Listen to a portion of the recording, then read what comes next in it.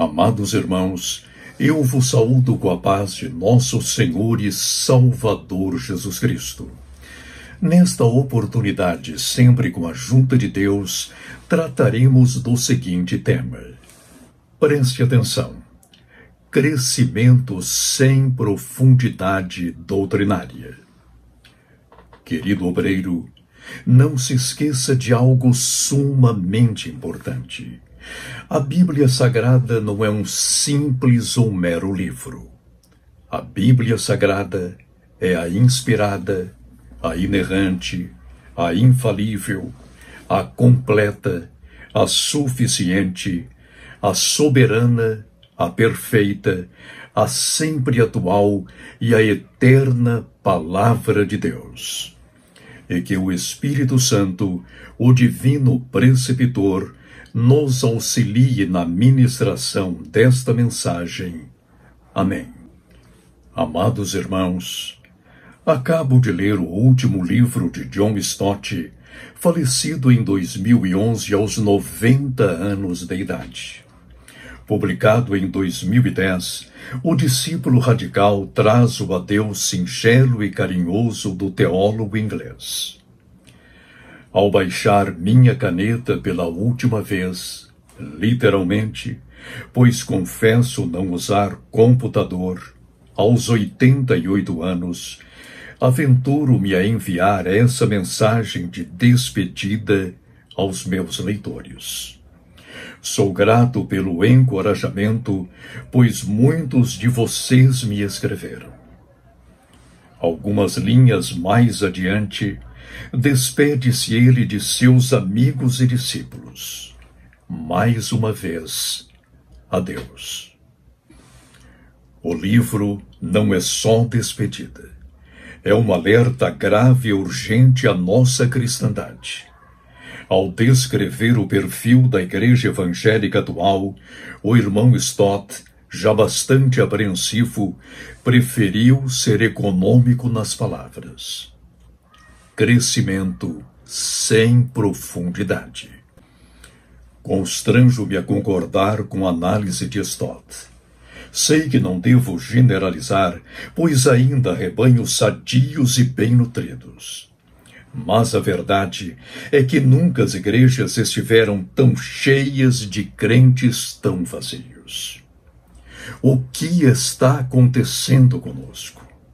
De imediato, seja-me permitido apontar dois fatores que vêm orfanando os filhos de Deus.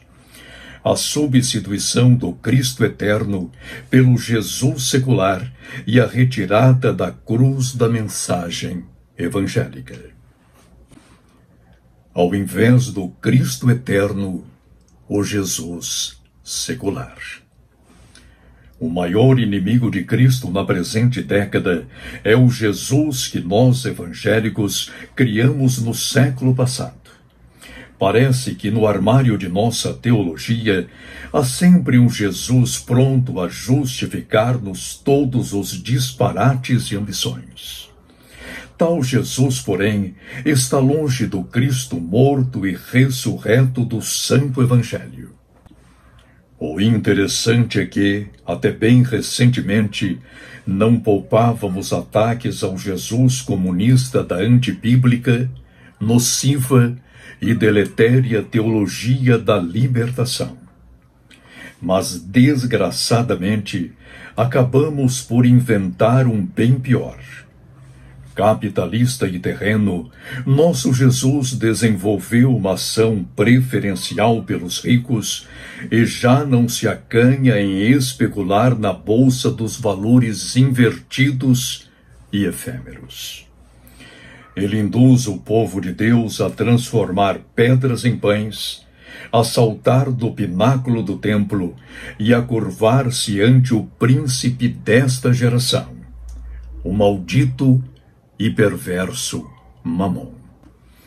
Na promoção do Jesus capitalista, alguns mestres e doutores estão tornando o rebanho de Deus dependente de um cristianismo sem Cristo. É o ópio do atual evangelicalismo. Não foi essa, porém, a mensagem que Paulo expôs aos coríntios.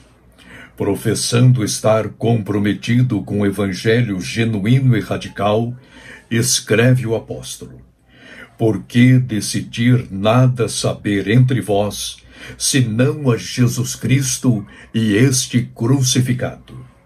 1 Coríntios capítulo 2 e versículo 2.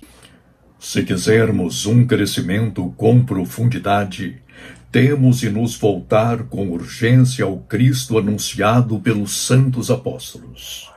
Morto, crucificado, ressurreto, sentado à destra do Pai, e que continua a intervir energicamente em cada uma de nossas igrejas, congregações e instituições.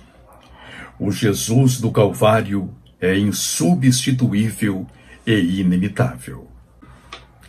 Amados pastores, por amor à vinda de nosso Senhor, expurguemos de nossos púlpitos a teologia da prosperidade, a teologia do coaching, entre outras tralhas e modismos. Voltemo-nos imediatamente à Bíblia Sagrada, a inspirada, a inerrante e a infalível Palavra de Deus.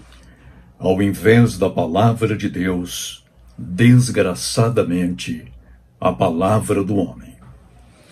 Quem prega um Jesus diferente do Cristo apostólico acabará por expor um evangelho estranho à mensagem da cruz. Assim como a lei de Moisés nada era sem os 10 mandamentos, de igual modo o Sermão do Monte. De nada nos valerão as suas bem-aventuranças sem as reivindicações éticas do Mestre. Logo, não posso aceitar uma mensagem politicamente correta se profeticamente for inconsistente e permissiva. Afinal, fomos chamados a atuar como homens de Deus e não como homens do povo. Nosso compromisso é com a palavra de Deus. Que o Senhor tenha misericórdia de nossas almas. Na ânsia por aumentar os seus rebanhos, há pastores que retiram a cruz de suas mensagens, tornando-as, segundo dizem blasfemamente, mais palatáveis. Já descompromissados com o sumo pastor, Jesus Cristo, o eterno Filho de Deus, não mais falam o que os crentes necessitam ouvir, mas o que os seus clientes querem escutar. Se estes não mais suportam a sã doutrina e acriticamente consomem o que lhes chega ao aprisco, por que se afadigar em servir-lhes o genuíno alimento espiritual? Ao invés do texto bíblico, um pretexto casuístico e oportunista. Não sei que nome dar a esse tipo de sermão. De uma coisa, porém, não tenho dúvidas.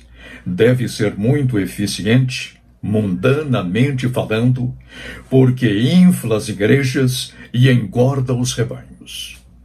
Nesses currais, porém, as ovelhas não são fortes. São obesas de si mesmas. Embora comam muito, alimentam-se mal.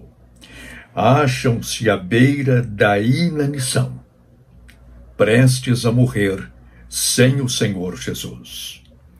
A mensagem pode ser eficiente quanto ao marketing, mas é ineficaz para nutrir as almas que anseiam por Deus e chegar a Jerusalém celeste. Em toda a história da Igreja cristã, nunca se consumiram tantos livros e sermões. E apesar disso, nunca se viram tantos crentes gordos de si e magros de Deus. Essa gente enche os templos inflaciona as estatísticas, gerando um crescimento raso, completamente falso, enganoso e antibíblico. Não sou contra o aumento do rebanho de Cristo. Se o Evangelho é pregado, é natural que se distendam os redis. Haja vista a igreja primitiva. Passados 30 anos desde o dia de Pentecostes, as conversões multiplicaram-se em Jerusalém, tomaram toda a Judéia e Samaria, alcançando os confins da terra sem impedimento algum. Aliás, havia convertidos até mesmo na casa de César. Mas era crescimento profundo e radical, enraizado na doutrina dos santos apóstolos. Só pode haver crescimento genuíno com maturidade espiritual. Há uma grande diferença entre o fruto que por si mesmo amadurece e o que é posto na estufa. Este pode ser até maior, mas jamais terá a doçura daquele. Infelizmente, muitas igrejas tornaram-se estufas de crentes. Suas mensagens, geradas em eficientes departamentos de marketing, engrandecem o homem e diminuem a Deus. Exaltam a bênção e humilham o abençoador. Menosprezam a doutrina da santificação por já não prezarem o Santíssimo Deus. Aferindo a qualidade do rebanho de Cristo, temos de aferir as nossas qualidades bíblicas, espirituais, morais e éticas, não pelas estatísticas, e sim pela doutrina dos apóstolos. Antes recorríamos à Bíblia Sagrada e humildemente cotejávamos a nossa vida de acordo com a palavra de Deus. Hoje, buscamos os gráficos do IBGE e nos aborrecemos quando nossas expectativas não são cumpridas. Dessa forma, viemos a substituir o imperioso ide do Mestre por metas empresariais. E sempre que estas são batidas, distribuímos galardões, reajustes salariais, viagens e presentes às vezes caríssimos. Se continuarmos assim, não estou certo se haverá alguma coisa a recebermos no tribunal de Cristo, pois a nossa premiação eterna já está sendo usufruída no tempo. Que Deus tenha misericórdia de nossas almas. John Stott não estava errado. A igreja evangélica cresceu e já é contada aos milhões. Somos, de fato, um oceano vasto, azul e belo. Infelizmente, tal oceano pode ser atravessado com as águas pelos artérios. Quem dera fôssemos como o poço de Jacó. Não tinha a boca grande nem arrogante. Sua profundidade, contudo, era insondável. Para que isso venha a acontecer, faz-se urgente que voltemos ao Cristo de Deus e deixemos de lado os Jesuses que todos os dias tiramos de nossa maldita prateleira teológica. Além disso, faz-se urgente recolocarmos a cruz em nossas mensagens. Se agirmos como o Senhor Jesus Cristo nos requer, nosso crescimento terá a profundidade do rio de Ezequiel. De caudaloso e insondável, terá de ser transposto a nado. Basta de pregarmos o que o povo quer ouvir. Falemos o que as pessoas precisam e devem escutar. Além do mais, na igreja não temos clientes, mas ovelhas ansiosas por ouvir o bom pastor Jesus Cristo, o eterno Filho de Deus. Oremos. Nosso Deus e nosso Pai, Criador dos céus e da terra, Criador do ser humano e fundador da Igreja, através do Espírito Santo, no dia de Pentecostes em Jerusalém. Ainda estamos estudando em todo o Brasil e fora do Brasil preciosas lições sobre o avivamento. Aviva, Senhor, a tua obra, e que voltemos de imediato à Bíblia Sagrada, a tua inspirada, inerrante e infalível palavra. Que voltemos ainda, Senhor, à oração, porque sem ela não pode haver avivamento. E que nos voltemos também à santificação, porque se não nos santificarmos, não poderemos vê-lo quando do arrebatamento da tua santa, virginal e pura Igreja.